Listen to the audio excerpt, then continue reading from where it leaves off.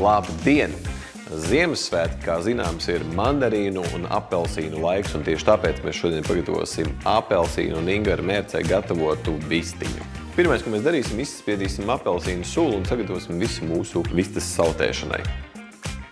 Tad mēs pievienosim kļavu sīrapu, 3-4 ēdamkarotes soja, skābumu un mazliet baltvīnētiķis, kādas 2 ēdamkarotes. Vēl mums būs nepieciešams sagatavot mazliet vistas buljonu.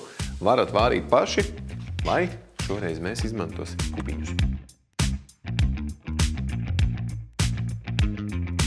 Mums viss gatavs, apcepsim vistas, apliesim ar mērci un liksim saltēties.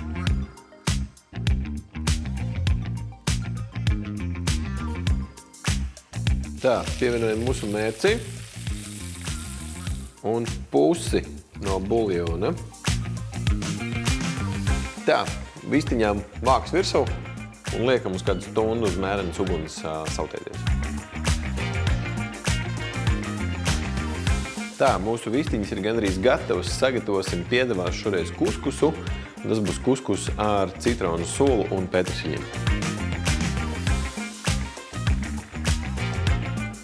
Un nedaudz olīveļa.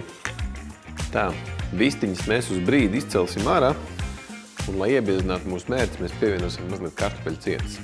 Viss smaržo pēc apelsīniem un ingvera, gandrīz kā piparkūkas.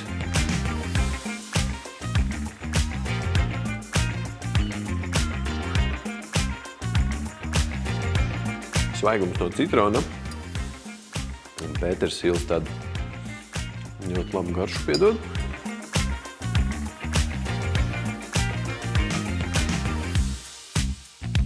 Šī recepte ir ideāla visiem tiem, kuri vēlas baudīt Ziemassvētku laiku, kamēr plīts dara darbu jūsu vietā. Lai jums priecīgi svētki!